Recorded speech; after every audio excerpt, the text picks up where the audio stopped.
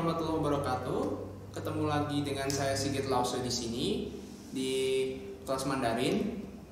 Oke, dalam kelas kali ini kita akan melanjutkan materi tentang dasar Mandarin ya. Jadi ini yang bagian terakhir dari dasar Mandarin. Oke, sedikit review dari pertemuan sebelumnya. Jadi kita pertemuan sebelumnya membahas tentang materi nada ya. Jadi nada itu dalam Mandarin ada 4. Nada 1 yang datar seperti ini, nada 2 nada yang naik, nada 3 yang turun dulu kemudian baru naik, dan ada 4 yang langsung turun. Jadi mungkin kemarin dalam pengucapannya agak kesulitan membedakan di nada 2 dan 3 mungkin ya, karena ini dibedakannya agak susah. Oke, jadi kita pakai contohnya oh gitu ya, kata oh gitu. Jadi nada 2 itu kayak ohnya oh begitu. Kemudian yang nada 3 itu yang gitu. Dia turun dulu gi. Kemudian naik tuh gitu. Begitu. Oke, jelas paham ya untuk materi tentang nada. Oke, biar lebih jelas saya contohin sekali lagi. Jadi untuk nada dari nada pertama itu datar kayak hai. Nada kedua oh. Nada ketiga gitu. Kemudian ada keempat yang saya bilang agak mentak sedikit ya. Jadi hey gitu. Oke, langsung ini untuk review saja. Kita kasih contoh untuk pengucapan ya. Kita pakainya pa sama ta. Oke. Jadi akan seperti nada datarnya pa. Nada kedua pa. Nada ketiga pa kayak yang tadi gitu. Begitu. Kemudian pa yang nada turun. Sekali lagi ya. Pa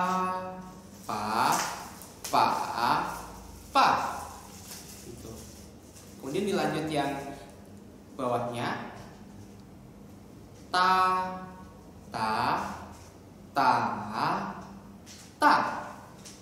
Oke, bisa ya?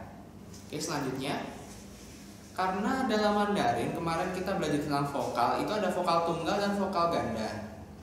Nah, dalam vokal yang ganda itu naruh nadanya di mana toh Lause? Jadi begini. Untuk vokal ganda itu kita naruhnya itu di vokal yang terdengarnya lebih jelas. Misalnya ini saya contohkan vokalnya ai ya. Ai itu kan terdengar jelas a-nya, i-nya cuman sedikit doang.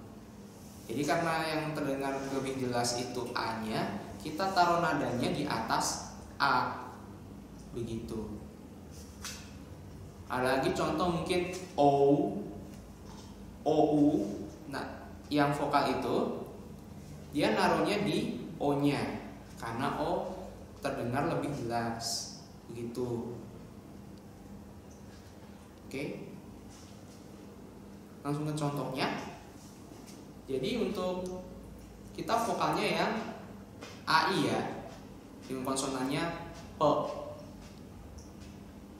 Jadi bacanya pai. Lebih jelas a-nya kan? Gitu. Ai, pai,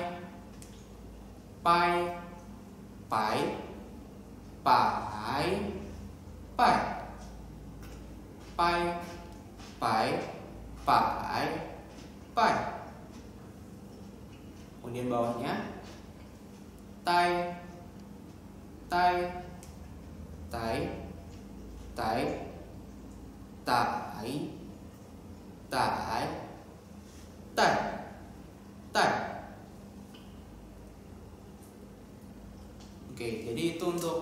review dari materi vokal yang kemarin ya.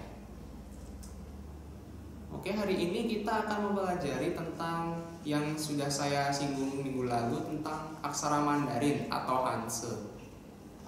Jadi aksara Mandarin atau aksara Han itu yang merupakan aksara resminya ya. Jadi orang China di situ pakai sehari-hari itu pakainya aksara Han.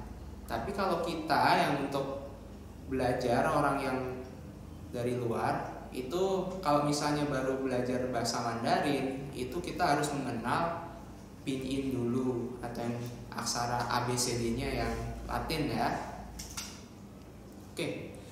Jadi untuk Hanse di sini tidak seperti ABCD yang jumlahnya 26, itu ada lebih banyak lagi.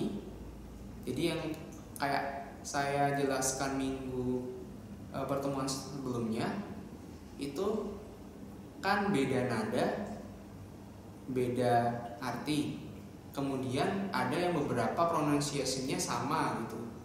Kayak misalnya pa kan ada 4 itu, pa ada 1 sampai nada 4. Nah, di situ kalau misalnya dipindah ke Hanse atau aksara Mandarinnya, dia tulisannya kan beda-beda. Begitu. Jadi Hanse di sini jumlahnya lebih banyak daripada yang pinyin-nya.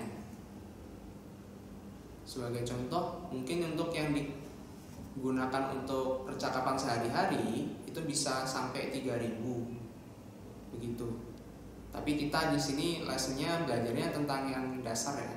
Jadi nggak usah takut kita akan menghafal banyak Hanse, karena kita ya belajarnya sedikit demi sedikit begitu. Oke. Kita udah tahu Hanse itu apa. Kemudian sebelum untuk mempelajari cara menulis Hanse, ada baiknya kita tahu dia itu cara goresnya, cara nulisnya itu seperti gimana ya. Jadi dalam Hanse itu ada beberapa tentang cara menggoresnya. Sebagai contoh, nomor 1 di sini bagannya begini ya. Ini adalah nama goresannya. Kemudian arah menggarisnya, ini simbolnya, sama ini contohnya. Jadi contohnya itu di sini ditandai dengan yang warna biru ya. Oke. Jadi yang pertama adalah tien. Tien ada 3 ya. Tien ini dia bentuknya titik. Untuk menggarisnya dia itu dari kiri atas ke kanan bawah, jadi agak menyerong gitu. Cuma karena ini titik nggak perlu panjang-panjang ya, cuman kayak sedikit doang garisnya. Yang kedua itu adalah heng atau horizontal, jadi dia lurus ya dari kiri ke kanan. Jadi prinsip dari tulisan Hanse ini adalah dari kiri ke kanan, atas kemudian ke bawah. Selanjutnya di sini adalah su atau yang vertikal. Jadi dia itu lurus ke bawah. Dari atas ke bawah. Kemudian untuk selanjutnya itu adalah pie atau yang menyerong ya, dari dia kanan atas ke kiri bawah. Cuman dia bukan lurus gitu, agak bengkok begitu. Lawannya pie adalah na, yaitu kebalikannya. Dia dari kiri atas ke kanan bawah. Kemudian untuk selanjutnya adalah ti. Ti ini kebalikannya dari tien. Jadi dia itu dari bawah ke atas. Begitu. Kemudian ada hengko atau horizontal hook. Jadi dia kayak heng, lurus begini, kemudian nanti disambung miring begini. Ada agak coretan kecil begitu. Jadi kayak misalnya kayak begini.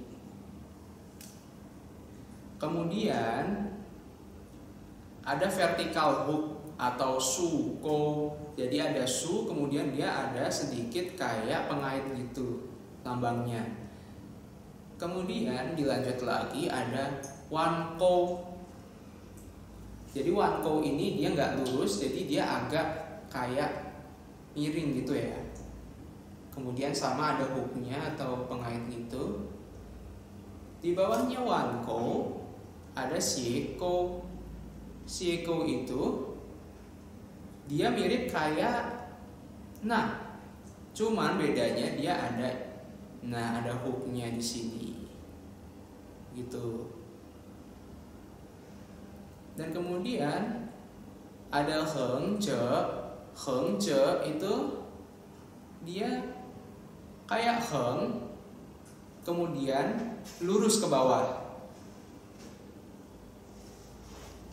Jadi lurus dulu dari kiri ke kanan, kemudian baru atas ke bawah, begitu arahnya.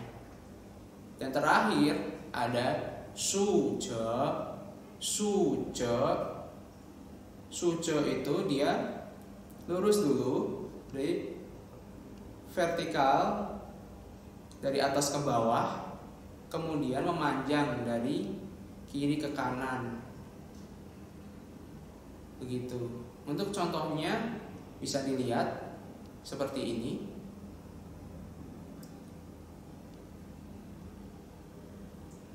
Oke, itu untuk pengenalan tentang macam-macam goresan atau guratan dalam Mandarin ya.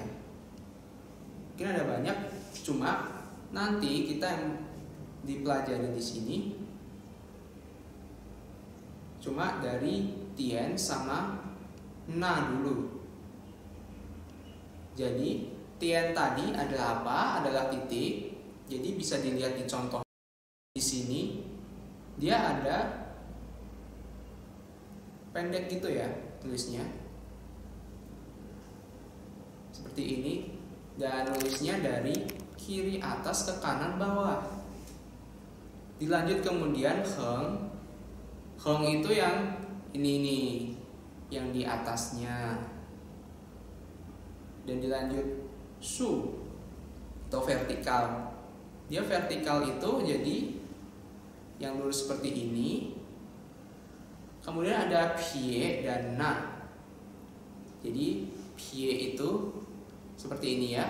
Dia agak menyamping. Kemudian begini.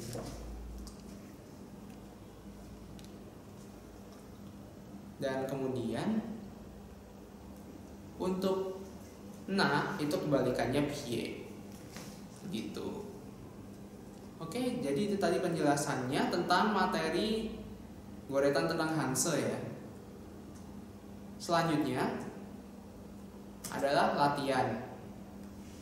Jadi latihan kali ini adalah, kemarin kan saya sudah bilang ya untuk cari buku kotak-kotak. Nah, sekarang penugasannya adalah carilah tien heng su pian na-nya dari huruf-huruf di sini.